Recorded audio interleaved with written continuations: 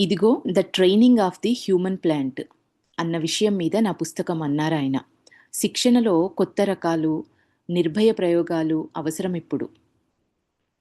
పళ్ళలోనూ, పూలలోనూ అత్యుత్తమమైన వాటిని సాధించటంలో ఒక్కోసారి అతి సాహసంతో చేసిన ప్రయత్నాలు ఫలించాయి. అలాగే పిల్లల కోసం విద్యాబోధన సంబంధమైన నవకల్పనలు కూడా ఇంకా బహుసంఖ్యకంగా, సాహసికంగా తయారు కావాలి అని బర్బాంక్ గారన్నారు. ఆయన ఇచ్చిన పుస్తకాన్ని నేను ఆ రోజు రాత్రే గాఢమైన ఆసక్తితో చదివాను.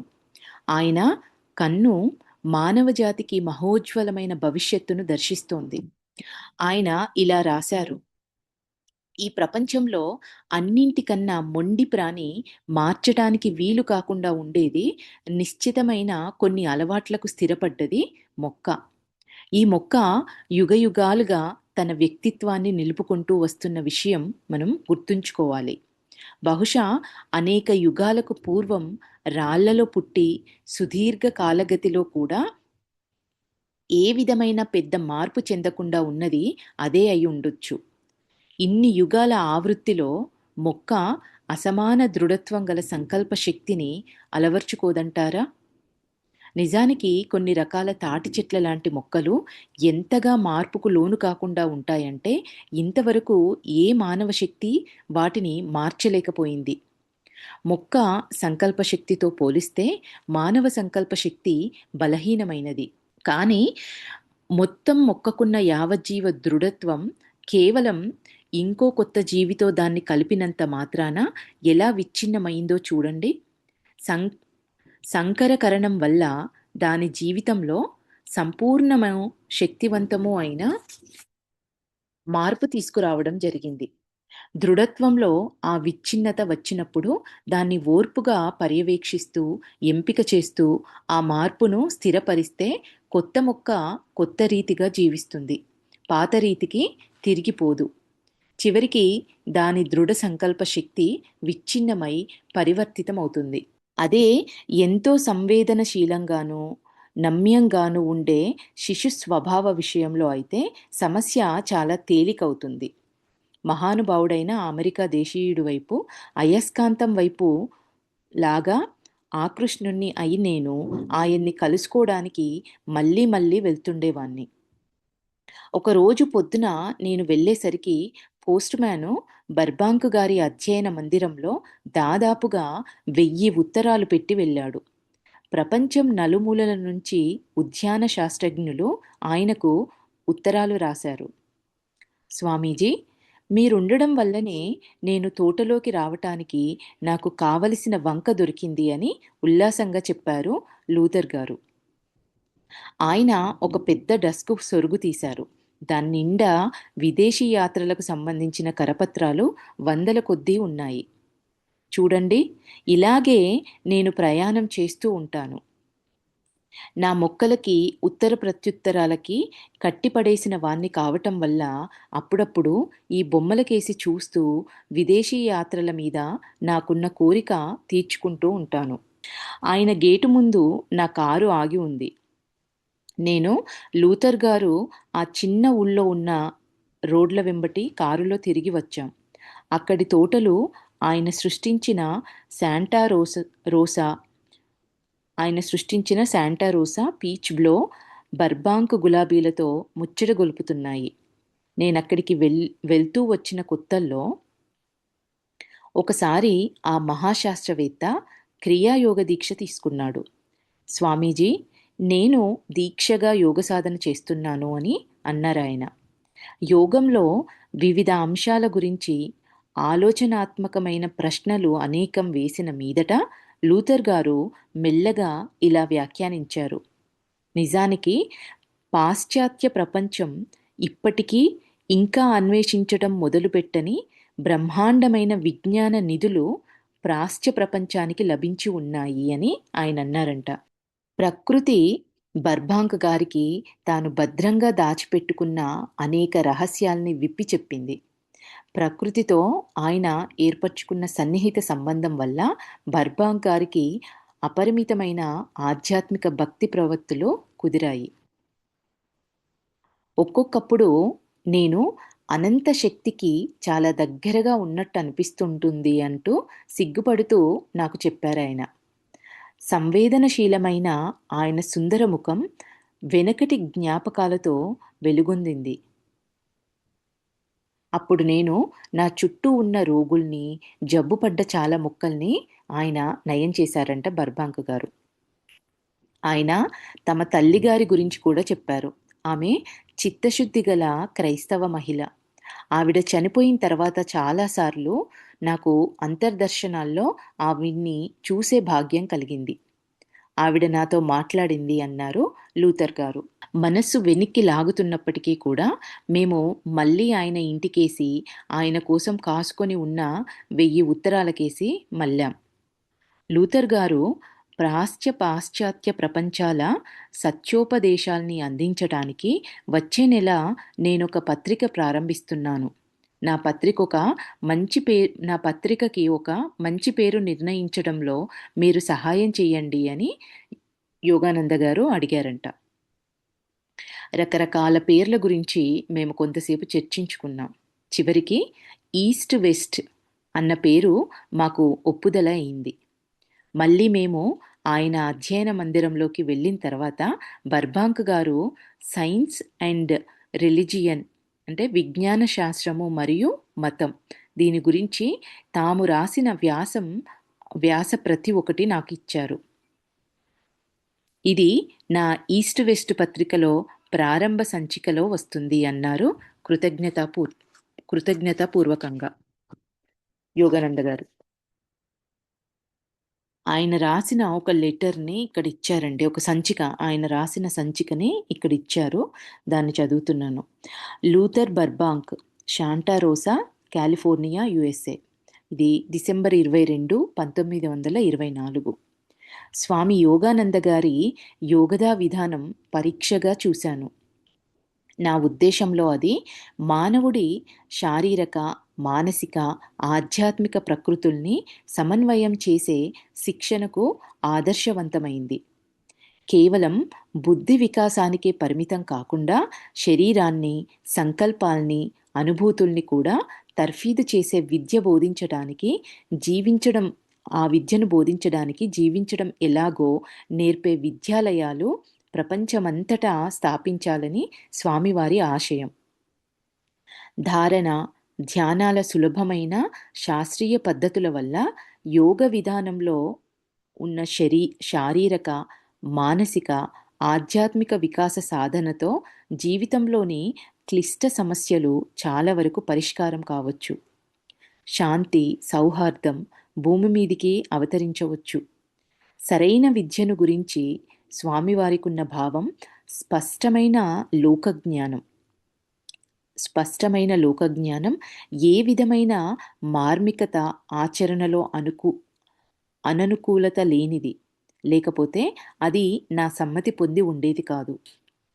జీవన కళకు సంబంధించిన అంతర్జాతీయ విద్యాలయాలు స్థాపించాలని విజ్ఞప్తి చేసే స్వామివారితో నేను కూడా హృదయపూర్వకంగా కలవడానికి ఈ అవకాశం కలిగినందుకు సంతోషిస్తున్నాను. వీటిని స్థాపించినట్లయితే నాకు పరిచయమైన ఏ ఇతర విషయం మాదిరిగానైనా ధర్మరాజ్య స్థాపనకు అవి చక్కగా తోడ్పడతాయి.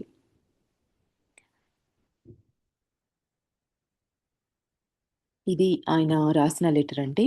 మా స్నేహం గాఢతరం అయిన మీదట బర్బాంక్ గారిని నేను నా అమెరికన్ సెయింట్ అని అనేవాన్ని. అంటే నా అమెరికా సాధువు అని పిలిచేవారంట యోగానంద గారు ఆయన్ని.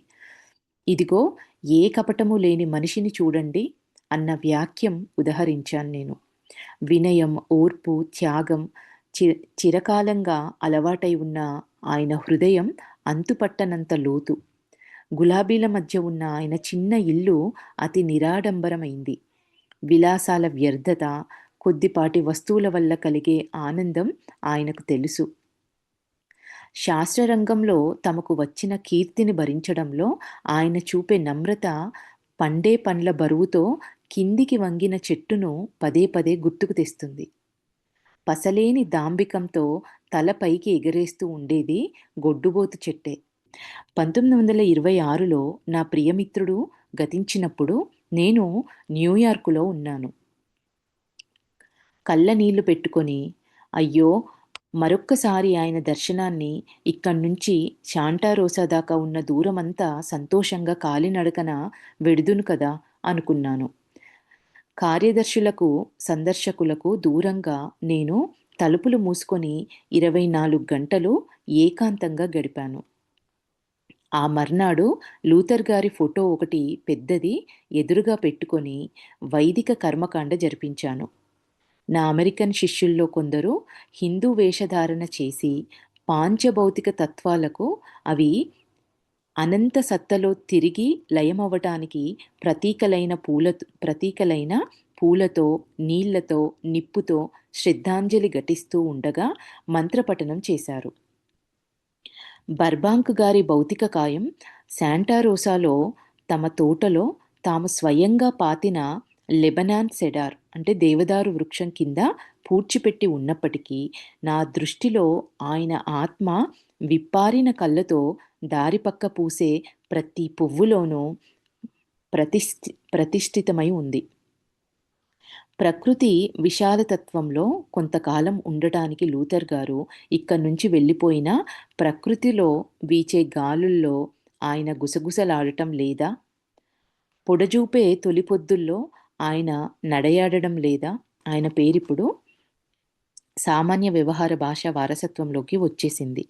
వెబ్స్టర్ న్యూ ఇంటర్నేషనల్ డిక్షనరీలో బర్బాంక్ అన్న శబ్దాన్ని సకర్మక క్రియగా చేరుస్తూ ఇలా నిర్వచించారు: సంకరకరణం చేయు లేదా అంటుగట్టు అని దాని అర్థం కింద డిక్షనరీలో ఇచ్చేశారంట.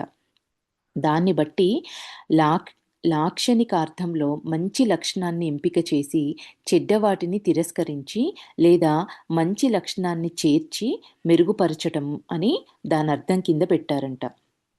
బర్బాంక్ అనంటే అర్థము మంచి లక్షణాన్ని ఎంపిక చేసి చెడ్డవాటిని తిరస్కరించి లేదా మంచి లక్షణాన్ని చేర్చి మెరుగుపరచటము అని. ఆ నిర్వచనం చదివిన తర్వాత నేను కళ్ళనీళ్లు పెట్టుకున్నాను. ప్రియమైన బర్బాంక్, ఇప్పుడు మీ పేరే మంచితనానికి మారుపేరయింది అని అనుకున్నారంట. అధ్యాయం 39 అండి. శిలువగాయాలున్న తెరిసా నాయమన్. శిలువగాయాలున్న తెరిసా నాయమన్.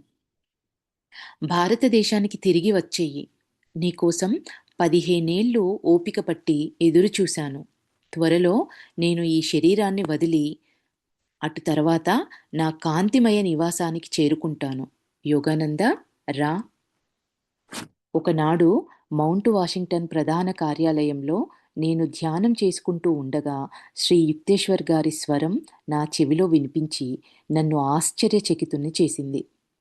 ఆయన సందేశం ఒక్క రెప్పపాటు కాలంలో 10,000 మైళ్ళు ప్రయాణించి మెరుపులా నాలోకి దూసుకువచ్చింది. 15 ఏళ్ళు, అవును, ఇప్పుడు నడుస్తుంది 1935 అని గ్రహించాను. మా గురుదేవుల ఉపదేశాల్ని అమెరికాలో వ్యాప్తి చేయటానికి 15 ఏళ్ళు గడిపాను. ఇప్పుడు ఆయన నన్ను వెనక్కి పిలుస్తున్నారు. తర్వాత కొద్ది వ్యవధిలో నా ప్రియమిత్రుడైన శ్రీ జేమ్స్ జే లిన్కు నా అనుభవం చెప్పాను. ప్రతిరోజు క్రియాయోగ సాధన వల్ల ఆయన పొందిన ఆధ్యాత్మికాభివృద్ధి గణనీయతను బట్టి నేను ఆయన్ని తరచుగా సెయింట్ లిన్ అని పిలుస్తుండేవాణ్ణి.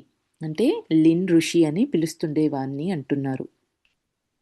సనాతన యోగ పద్ధతి ద్వారా ఆత్మ సాక్షాత్కారం పొందే నిజమైన ఋషుల్ని పాశ్చాత్య దేశాలు కూడా తయారు చేస్తాయని బాబాజీ చెప్పిన జోస్యం నెరవేరటం ఈయన్ని మరికొందరు పాశ్చాత్యులను చూసినప్పుడు గ్రహించి నేను సంతోషించాను. నా ప్రయాణాల ఖర్చుకు తామే విరాళమిస్తామని పట్టుబట్టి ఔదార్యం చూపించారు లిన్. ఆర్థిక సమస్య అలా పరిష్కారం అవటంతో నేను యూరప్ గుండా ఇండియాకు ఓడలో ప్రయాణం చేయటానికి ఏర్పాటు చేసుకున్నాను. 1935 మార్చిలో సెల్ఫ్ రియలైజేషన్ ఫెలోషిప్ సంస్థను కాలిఫోర్నియా రాష్ట్ర చట్టాల ప్రకారం చిరస్థాయిగా మనుగడ సాగించటానికి రూపొందించిన మతాంశ శాఖ రహితమైన, లాభార్జన రహితమైన సంస్థగా రిజిస్టర్ చేశాను. నా రచనలన్నింటి మీద ఉన్న హక్కులతో సహా నాకున్నవన్నీ సెల్ఫ్ రియలైజేషన్ ఫెలోషిప్కు నేను విరాళంగా ఇచ్చేశాను. అనేక ఇతర అనేక ఇతర మత విద్యా సంస్థల్లాగానే సెల్ఫ్ రియలైజేషన్ ఫెలోషిప్ కూడా సభ్యులందరూ ప్రజలు అందించిన ధర్మనిధుల మీద, విరాళాల మీదనే ఆధారపడి ఉంది. నేను నేను మళ్ళీ వస్తాను. అమెరికాని ఎన్నడూ మర్చిపోను అని చెప్పాను నా విద్యార్థులకు. ప్రేమాస్పదులైన మిత్రులు కొందరు లాస్ ఏంజిల్స్‌లో నాకిచ్చిన వీడ్కోలు విందులో వాళ్ళ మొహాల వైపు చాలాసేపు చూసి కృతజ్ఞతతో ఇలా అనుకున్నాను. ప్రభూ! ఒకే ఒక్క ప్రదాతవు నువ్వేనన్న సంగతి గుర్తుంచుకున్న వాడికి మర్త్యుల్లో స్నేహమాధుర్యం కొరవడ్డం ఉండదు. 1935 జూన్ 9న న్యూయార్కులో యూరోపా అనే ఓడలో బయలుదేరాను. నాతో పాటు ఇద్దరు విద్యార్థులు కూడా వచ్చారు. నా కార్యదర్శి Shri C. Richard Wright, Cincinnati వాస్తవ్యురాలైన ఒక పెద్ద వయసావిడ మిస్ ఎట్టి బ్లెట్చ్. అంతకు ముందు వారాల హడావిడికి భిన్నంగా స్వాగతించదలిచిన రీతిలో సముద్రయానపు రోజులు ప్రశాంతంగా గడిచాయి. చాలా ఆనందం పొందాము. అయితే మా విశ్రాంతి కాలం స్వల్పమే అయింది. ఆధునిక నౌకల వేగానికి విచారకరమైన లక్షణాలు కొన్ని ఉన్నాయి. ఉత్సుకత ఉన్న యాత్రికుల బృందాలన్నింటిలాగానే మేము అతి విస్తారము, ప్రాచీనము అయిన లండన్ నగరంలో బాగా తిరిగాం. నేను వచ్చిన మర్నాడు కాక్స్టన్ హాలులో ఏర్పాటైన పెద్ద సభలో ఉపన్యాసం ఇవ్వమని నన్ను ఆహ్వానించారు. అక్కడ సర్ ఫ్రాన్సిస్ యంగ్ హజ్బెండ్ నన్ను లండన్లో శ్రోతలకు పరిచయం చేశారు. మా బృందం స్కాట్లాండ్లో సర్ హారీ లాడర్ గారి ఎస్టేట్లో ఆయన అతిథులుగా హాయిగా ఒకరోజు మేము గడిపాము. ఆ తర్వాత మా బృందము ఇంగ్లీష్ ఛానల్ దాటి యూరప్ ఖండంలో ప్రవేశించాం. నేను బవేరియాకు ప్రత్యేక యాత్ర చెయ్యాలని అనుకోవటమే దానికి కారణం. కానర్ స్ట్రాతులో ఉండే తెరిసా నాయిమన్ అనే ఒక గొప్ప క్యాథలిక్ మార్మిక భక్తురాల్ని దర్శించటానికి నాకిదే ఒక అవకాశమని నేను భావించాను. కొన్నేళ్ల క్రిందట నేను ఒక వ్యాసంలో ఈ తెరిసా గురించి ఇచ్చిన విస్మయం కలిగించే సమాచారాన్ని చదివి ఉన్నాను. అదేమిటంటే, ఆవిడ గురించి ఒక 6 పాయింట్లు చదివారంట. వాటిని చెప్తున్నారు. మొదటిది, 1898 గుడ్ ఫ్రైడే నాడు జన్మించిన తెరిసా 20వ ఏట ఒక ప్రమాదంలో గాయపడింది. ఆమె గుడ్డిదైపోయింది ఆ ప్రమాదంలో. పక్షవాతం కూడా వచ్చింది ఆవిడకి. రెండోది, 1923లో లిటిల్ ఫ్లవర్గా పేరుగన్న సెయింట్ తెరిసా ఆఫ్ లిసియోకు చేసిన ప్రార్థనల వల్ల అలౌకిక రీతిలో ఆమెకు మళ్ళీ చూపొచ్చింది. ఆ తర్వాత తెరిసా నాయిమన్ అవయవాలకు తక్షణమే రోగ నివారణ జరిగింది. ఇంకా మూడోది, తెరిసా 1923 నుంచి అన్నపానీయాలు పూర్తిగా మానేసింది. తినడం కంప్లీట్గా మానేసింది. కానీ దైవ ప్రసాదంగా పలుచటి రొట్టె ముక్క అంటే వేఫర్ మాత్రం మింగుతూ ఉంటుంది. నాలుగోది, 1926లో తెరిసా తల మీద, రొమ్ము మీద, చేతుల మీద, పాదాల మీద క్రీస్తు యొక్క పవిత్ర గాయాలు కనిపించాయి. ప్రతి శుక్రవారం నాడు ఆమె మరణానికి పూర్వం క్రీస్తు అనుభవించిన బాధలన్నీ కూడా తన శరీరంలోనే పడుతూ క్రీస్తు వ్యధను అనుభవిస్తుంది. ప్యాషన్ ఆఫ్ క్రైస్ట్ ఆ అనుభవాలను పొందుతుంది.